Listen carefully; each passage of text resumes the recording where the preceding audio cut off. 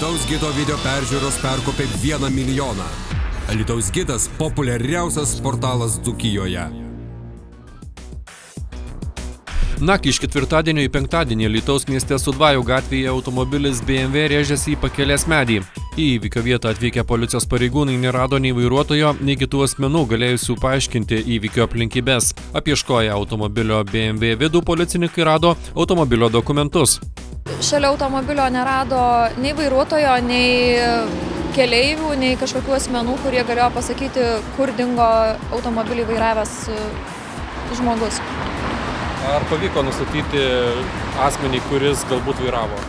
Taip, vėliau apžiūrėjus automobilį buvo galima nustatyti, radus dokumentus, kas naudojasi tuo BMW markės automobiliu.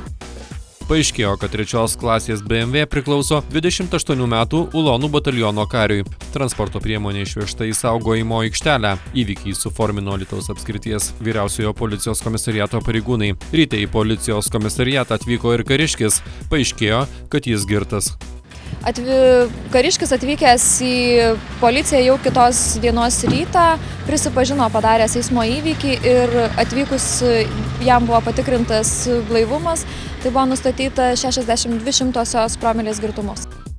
Vyriškis prisipažino vairavęs ir teigė, kad automobilyje buvo vienas, tačiau ši versija dar bus tikrinama, mat po įvykio išsiskleidė ir keleivio oro pagalvės.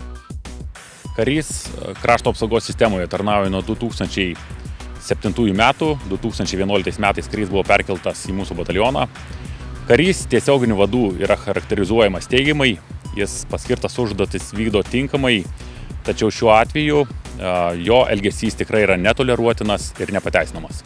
Šiuo metu inicijavome tarnybinį patikrinimą tam, kad išsiaiškinti visas su įvykiu susijusias aplinkybes ir už tokį nusižengimą, būtent už vairavimą išgėrus, yra taikoma pati griežčiausia drausminė priemonė, tai yra atleidimas iš tarnybos. Na, bet juk karys ne tarnybos metu visą tai atliko. Nepaisant to, ar karys tarnybos metu ar netarnybos metu, vairavimas išgėrus yra netoleruotinas ir už tai yra taikoma pati griežčiausia priemonė, tai yra atleidimas iš tarnybos. Panašus į kariškio automobilis ketvirtadienio vakarą buvo pastebėtas buvusio Alytaus mėsos kombinato teritorijoje. Šaltinių duomenimis jaunuoliai ten surengė lenktynes, tačiau tai neoficialių šaltinių žinios. Šio įvykio aplinkybės tiria Alytaus apskrities vyriausiojo policijos komisariato pareigūnai. Tarnybinis patikrinimas pradėtas ir Lietuvos Didžiosios Kunigaikštienės Birutės Ulonų batalione. Alytaus gidas – populiariausias portalas Dzūkijoje.